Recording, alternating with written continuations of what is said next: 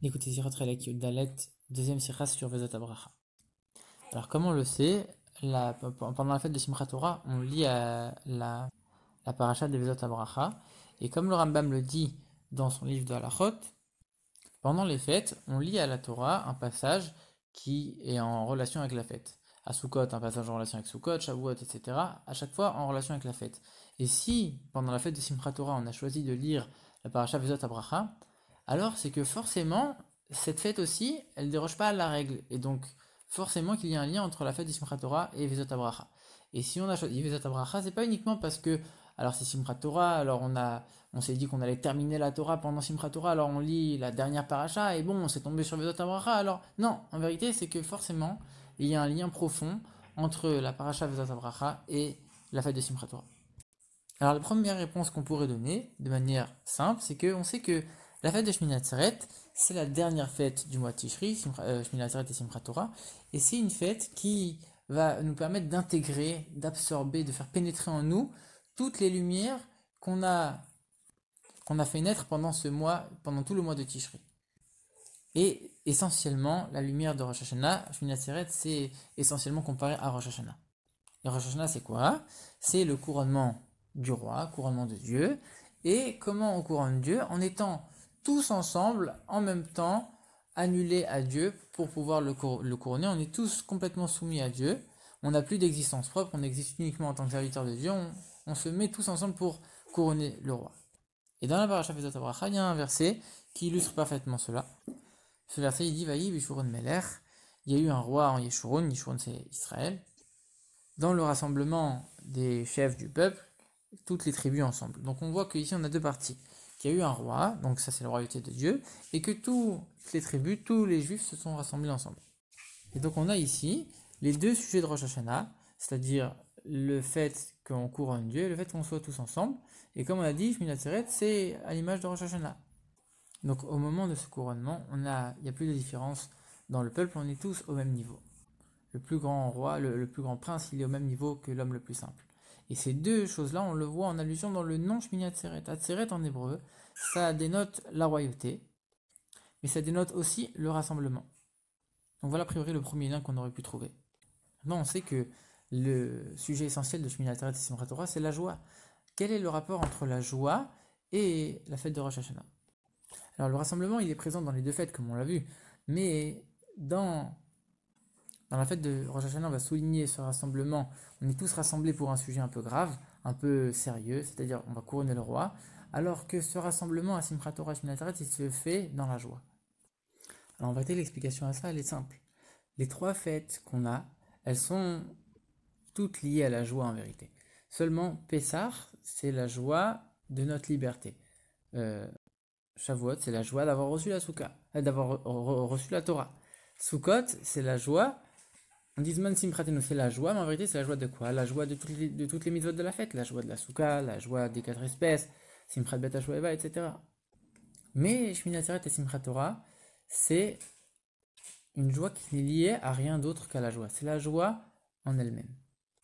Et donc forcément, on comprend que c'est une joie qui est sans aucune commune mesure avec les autres fêtes. C'est une joie illimitée. Les autres fêtes, la joie est limitée en fonction de la mitzvah. Plus on va comprendre, intégrer ou pratiquer la mitzvah, plus on sera joyeux. Quand on prend la mitzvah de la souka par exemple, alors les femmes elles n'ont pas l'obligation, les hommes ils ont l'obligation. On voit tout de suite qu'il commence à y avoir des différences. Et en fonction de ces différences, il y aura des différences dans la joie. Alors que Shmini Atzeret et Simchat Torah, c'est la joie en tant que telle. Et il n'y a pas de limite, il n'y a pas de différence. Et chacun a une joie qui est sans aucune limite. Et même Simchat Bet HaShoeva, sur laquelle on disait que tout celui qui n'a pas vu Simchat Bet HaShoeva n'a jamais vu de véritable joie de toute sa vie. En vérité, quand on regarde comment ça se passait au Beth Amikdash, même là-bas, il y avait des différences.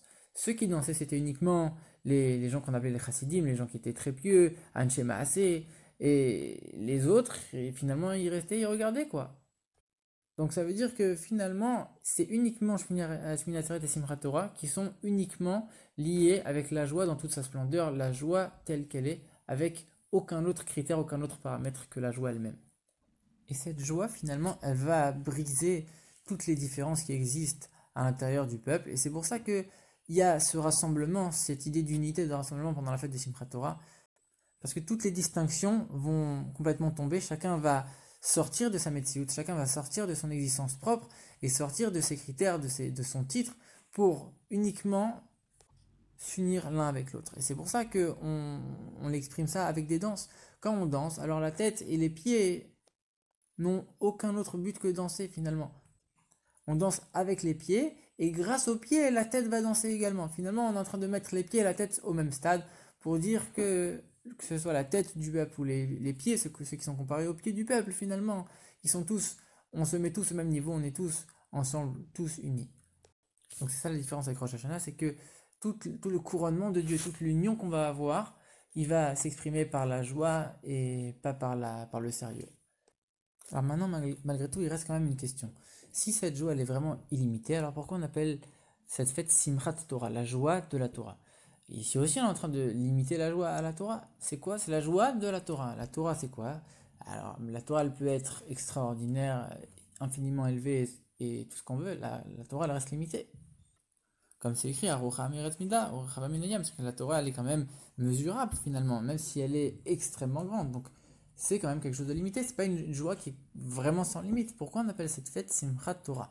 En plus, je t'avais expliqué, on le sait que chaque mot en hébreu exprime l'essence de cette chose-là. Donc, ça veut dire que dans le nom Simchat Torah, il y a toute l'essence de la fête. Et donc, pourquoi on dit que cette joie est finalement illimitée? En vérité, dans l'explication de ce nom Simchat Torah, il y a deux explications. La première, c'est de dire que les Juifs vont se réjouir de la Torah, grâce à la Torah, dans la Torah.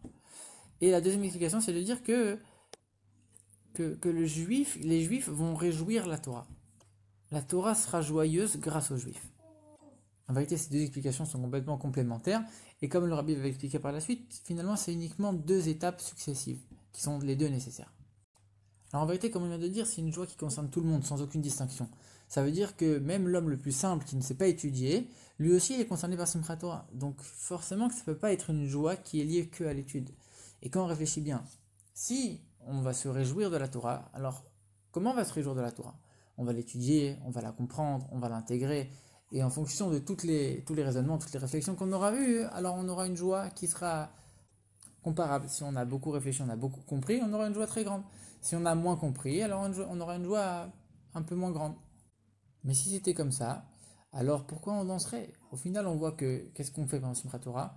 On danse tous ensemble, on entoure la Torah, et on le fait quand la Torah elle est encore entourée, elle est encore enveloppée de son manteau. Ça veut dire qu'on ne l'a pas ouverte, on ne l'a pas étudiée, on n'est pas en train d'essayer de la comprendre.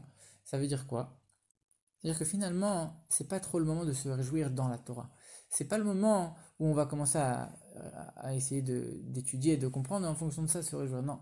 Là, on est en train de réjouir la Torah elle-même. On n'est pas en train de nous se réjouir dans l'étude de la Torah, on est en train de réjouir la Torah. Alors finalement, en vérité, cette idée, elle est quand même étonnante. Comment c'est possible que nous, on va venir réjouir la Torah? Qu'est-ce que ça veut dire réjouir la Torah? Alors comme on l'a dit, la Torah, finalement, elle est quand même limitée. Et quand on regarde dans la pensée première de Dieu lorsqu'il a créé le monde, alors qu'est-ce qui est venu dans sa pensée en premier? Est-ce que c'était la Torah ou est-ce que c'était le peuple juif? Le peuple juif, il est venu avant la Torah. Ça veut dire que finalement, là-haut, le peuple juif, il a une place dans l'essence de Dieu qui est encore plus élevée que la place de la Torah qui, elle aussi, quelque part, est dans l'essence de Dieu. Donc le juif a une qualité supérieure par rapport à la Torah. Le juif a une qualité d'infini que la Torah ne possède pas. Et donc ce n'est que le juif qui a cette capacité d'insuffler ce degré, ce niveau d'infini dans la Torah pour réjouir la Torah et que cette réjouissance, cette joie soit une joie qui soit sans limite et infinie. Alors dans ce cas-là, comment la première explication, comment on peut maintenir la première explication où on a dit que Simchat Torah c'est se réjouir dans la Torah?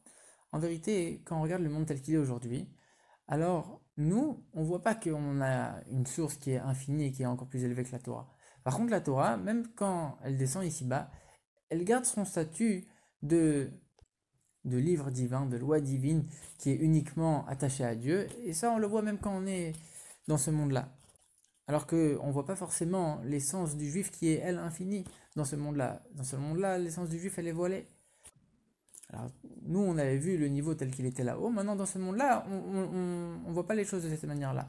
Et pour dévoiler les choses telles qu'elles sont en haut, on doit d'abord passer par la Torah. Le juif, il va étudier la Torah, se lier à la Torah. Grâce à son lien qu'il aura confectionné avec la Torah, il va s'unir à Dieu. Et une fois qu'il sera uni à Dieu, il va dévoiler ce niveau d'infini qu'il possède en lui. Et à son tour, il va pouvoir transmettre ce niveau d'infini à la Torah. Et c'est pour ça qu'avant d'effectuer les danses de Simchat Torah, on prononce des psukim, des versets où on va, finalement, grâce à ça, on va s'attacher à la Torah. C'est après s'élever à ce niveau où on s'attache à Dieu et dévoiler cet infini qui existe déjà en nous et l'insuffler dans la Torah. Et c'est pour ça que c'est une joie qui est véritablement infinie, finalement. Donc par ça, on va pouvoir dévoiler notre essence profonde, l'insuffler dans la Torah, réjouir la Torah à l'infini, nous réjouir à l'infini, et se rassembler tous ensemble comme une seule et même personne, puisque dans cette essence-là, finalement, on est tous comme un.